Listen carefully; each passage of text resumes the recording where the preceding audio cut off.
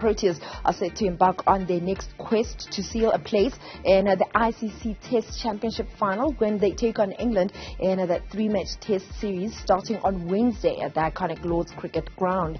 Our reporter Fahraaz Patel sat down with Proteas Test captain Dean Elgar to look ahead to the series and the expectations from South Africa ahead of this massive challenge. The Proteas Test series record in the United Kingdom stands as this. They've won 2 Test series, they have lost 2 Test series, and they have drawn once.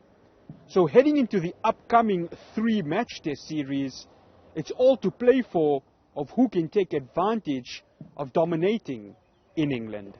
Looking ahead to that England series, obviously it's changed from 4 to 3. Previously there used to be 5 Tests.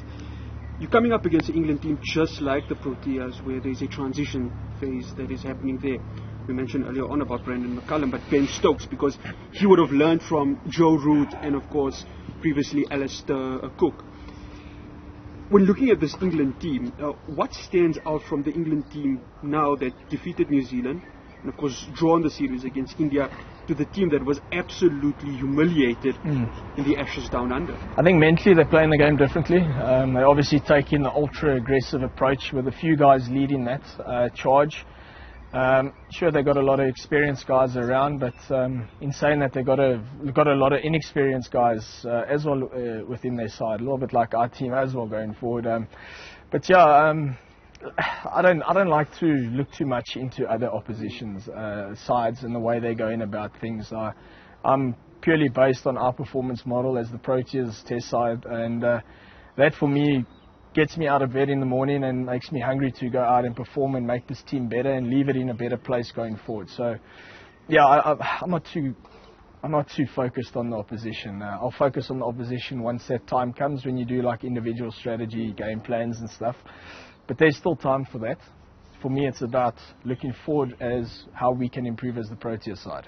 It's about giving the players confidence going into, which is a massive Test series, and you're playing in the big 3 Test venues in England, which is brilliant. I've been down that road. I've experienced that myself personally, and it's great for a young guy coming in. And the biggest thing is not to get intimidated, not to get overwhelmed by the occasion of playing at Lord's or the Oval or Old Trafford. It's about focusing on us, and the only way you focus on us is you need to make a conscious effort about emphasizing on us, and that's my biggest thing going forward.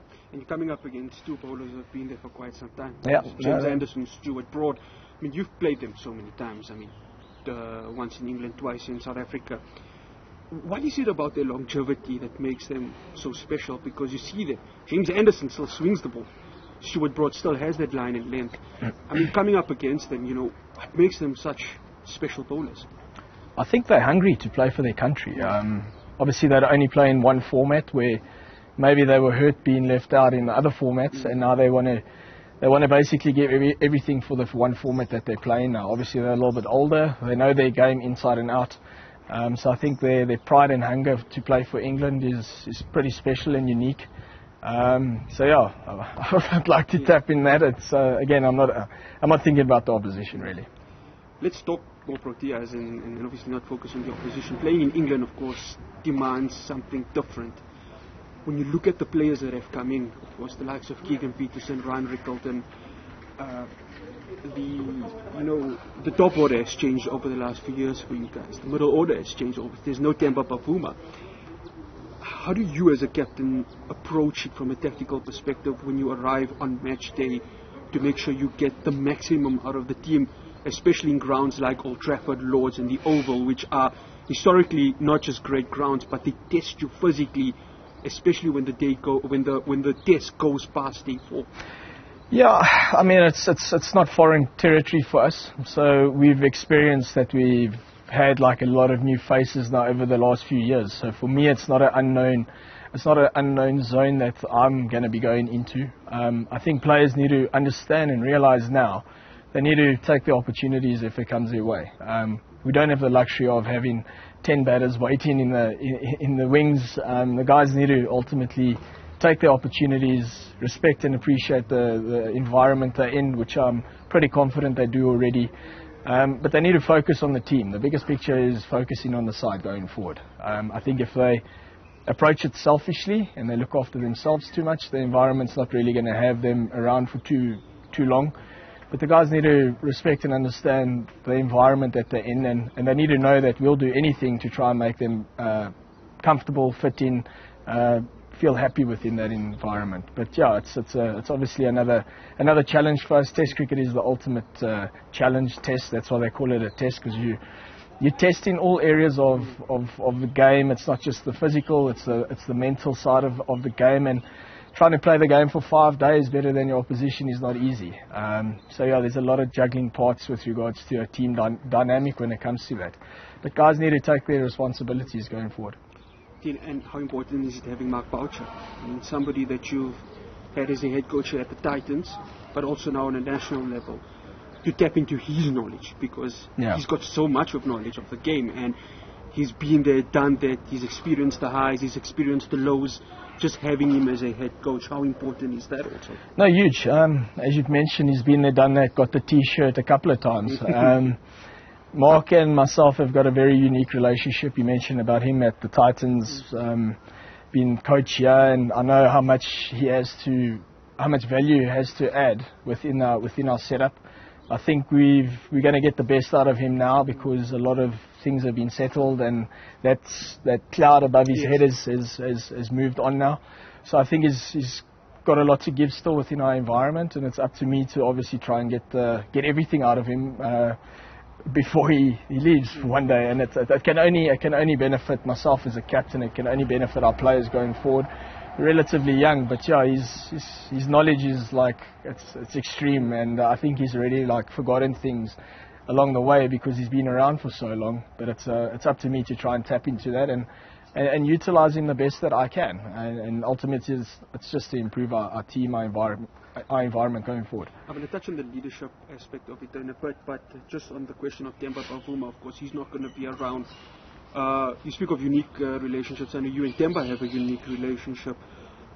Not having him in this tour, is it going to be quite an absence, or are you guys still going to be communicating, via the various forms of communication, just to get his advice? Because I know he mentioned once that he likes to tap into your knowledge as a captain, but you two as leaders, in this time that you've been, of course, captains for the various formats, how important is it that both of you have been tapping into each other's knowledge to help the team going forward? Yeah, we do. We've got a very special and unique relationship with regards to that exact topic.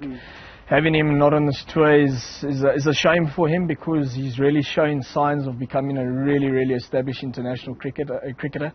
Especially in Test cricket, he's been brilliant for us with regards to a bit more stability in that middle order, and he's shown great signs for us going forward that he could be the guy batting at number 4 in the future. And it's a shame that he's got this injury now, and I feel for him, and I've been chatting with him around like his process of getting back into the game and stuff. But yeah, I'll be tapping into his brain, because I'm sure he'll be watching at home, and he might see it from a different from an outsider's point of view, watching it on TV, which might frustrate him a little bit, because I know he wants to be there.